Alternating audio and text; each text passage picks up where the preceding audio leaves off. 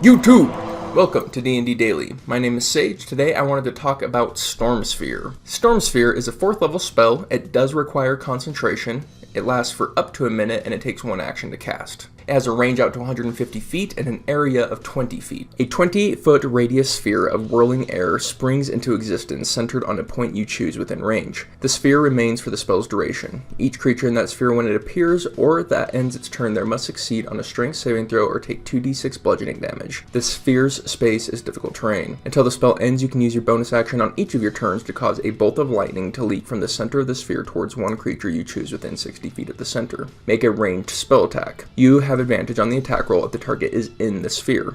On a hit, the target takes 4d6 lightning damage. Creatures within 30 feet of the sphere have a disadvantage on wisdom perception checks made to listen. When you upcast it, it adds a d6 to both forms of damage. So if you're doing both kinds of damage, it's doing an additional 2d6 damage. And the people who get this spell are sorcerers and wizards. There's a lot good about Storm Sphere, and there's some things that hold it back. So unlike Fiery Sphere, you can't roll it around with your bonus action. It's always going to be in the same spot. And like the key note of this spell is the stickier the spot you put it, the better. It creates difficult terrain, so it's not going to combine with difficult terrain, but anything that slows movement that isn't considered difficult terrain or restrains them or anything that's going to slow their movement and keep them in the sphere longer is going to do quite well because the damage scales really well. Not only are we doing the 6d6 a turn, but for every spell we upcast it, it's going to be an additional 2d6, so it scales very well so long as we can keep them actually in the sphere. So spells like Plant Growth and Tangle, potentially Spike Growth, so all Druid spells,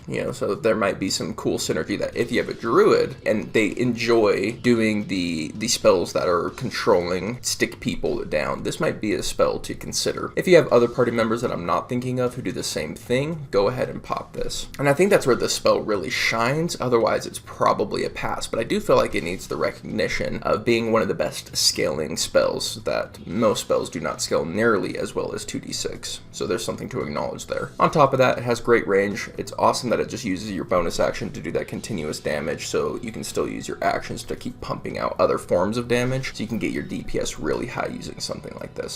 And that's it. Just a really quick analysis of Storm Sphere, a spell I think should be used a bit more often, not as often as a lot of these spells I've been talking about recently, but I think it does deserve to see a little bit more play than it is currently seeing. And with that, we are D&D Daily. We release new D&D content every single day, so if that's interesting to you, hit the subscribe button, and I'll see you tomorrow. Peace!